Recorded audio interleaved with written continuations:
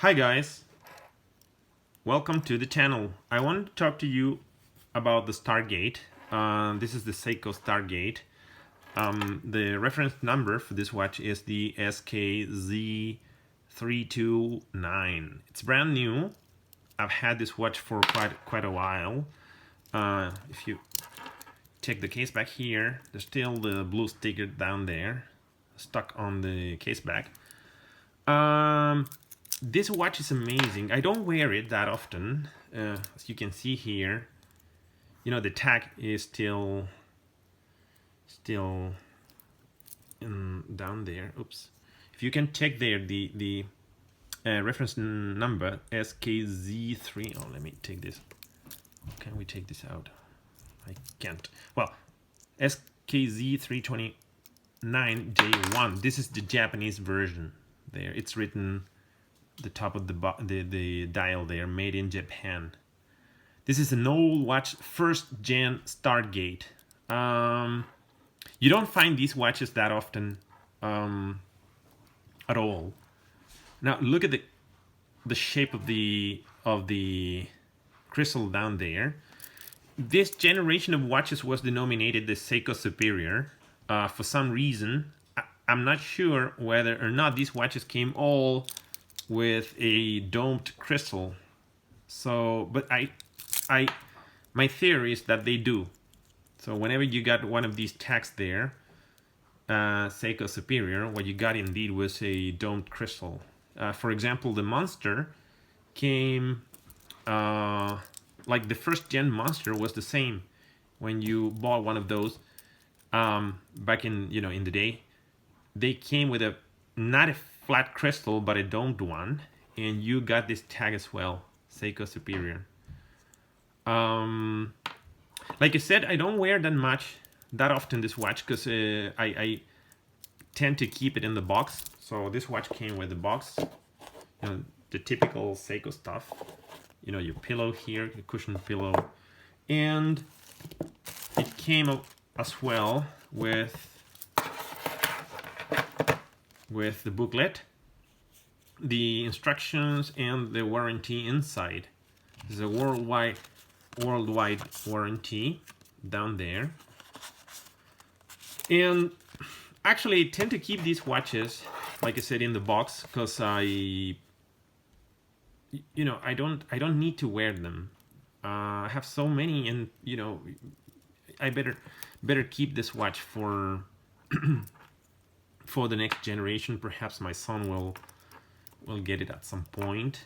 But it's definitely a beautiful piece. So here you have the Stargate first gen, side to side.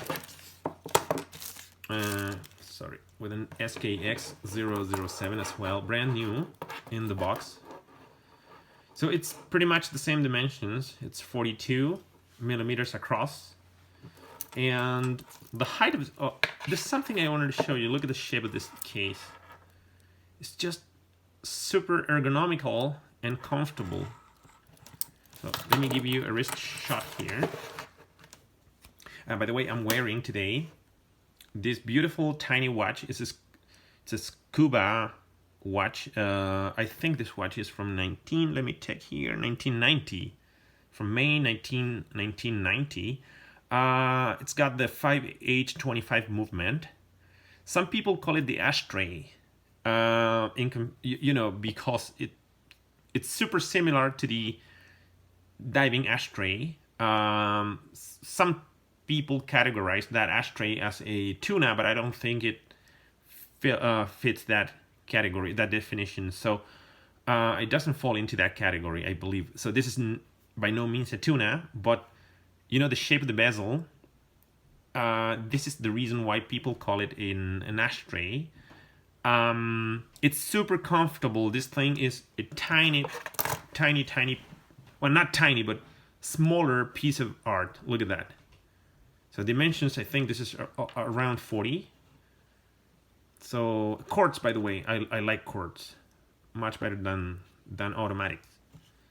I'm gonna make a separate video about this watch. I have one more Seiko. Let me show you, using the same not the same, oops, not that one, not the same caliber, but it's the same reference number.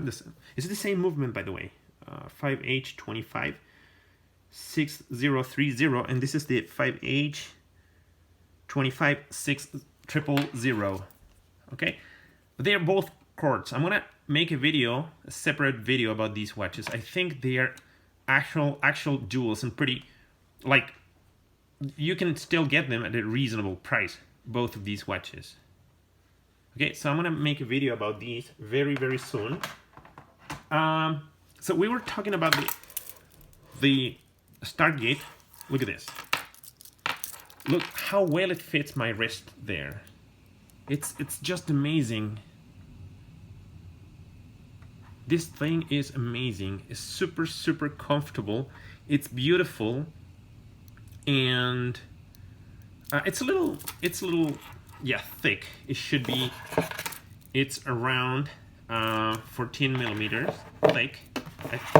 The 007, this SKX, is still a little thicker, and that one doesn't feel. The Stargate doesn't feel thick at all because of the shape here. Can you see that? It's, oops. This sort of bend down there, this sort of curved case, it fits the wrist so well. It's a magnificent piece. The movement is a 7S36 automatic. So you have your crown there, screw in and out crown. It's non-hackable. All right, so I pull the crown off, pull the crown out there. It's non-hackable, and it's non-winding movement. Okay, so you don't wind it. It's just pretty similar to the 7S26, except for the fact that there's one more dual there. So they put an additional dual in the movement. But I don't mind, you know, the movement, as long as the piece is comfortable and beautiful. It's a solid link bracelet, but the end links are not solid. So that's a little. I mean, I don't mind that as well, but I think it would have been a little more like classy if the links were like solid. But it's fine. It's a first gen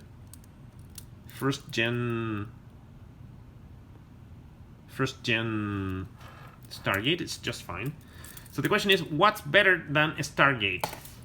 And the answer is, yes, you guessed it, 2 Stargates. Look at that there. So I've got here a second Stargate. Put that on the table. The same specs, right? 42 millimeters across, 14 width there. And the reference number for this one is the SKZ330. Yeah, 330 J1. So Japanese model, Japanese made as well. Made in Japan. Brand new because it's here you can see the blue sticker on the back there. I've never, you know, worn this watch. Seiko Superior line again. The bezel action these watches is, well, it's not bad. Okay, there's a little bit of backplay there, but the bezel is so thin. So if you can have a look at the bezel there, so let's compare both side to side. The bezels are just extremely well built. Let's put it that way. They're well built.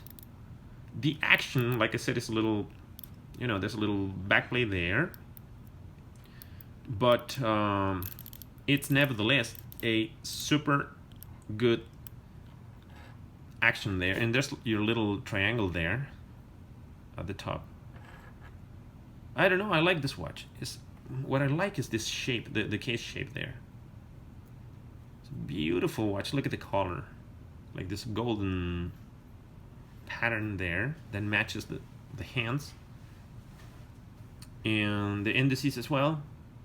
So these are, it seems like they are applied indices, but it's like a ring around or containing the indices. You know, like the modern solar powered movements.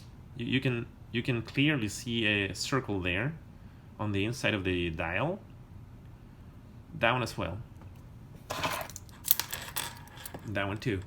See, there's a little circular pattern there on the inside. So I don't know, guys. I just wanted to let you know about these pieces. If you could grab one of these out there for less than, say, 400, well, that's a bargain. That's a real bargain, because these pieces have gone extremely expensive. They are super expensive nowadays. You know, you can source one of these at around $600, but I don't know. I was lucky. I think I paid around $280 back then, 3 years ago, for this watch, and I got it in the Middle East while I was there on a business trip. I grabbed that one, and so did I, and that one as well. I paid for this one. I think I paid $320 US box. For that one, around 280. Yeah, 280, 290, something like that. So I was a little lucky, and I am not willing to get rid of these two pieces. Neither of these two pieces. I love them way too much. Okay, guys, let me know what you think. Thank you for being here with me, and see you in the next one.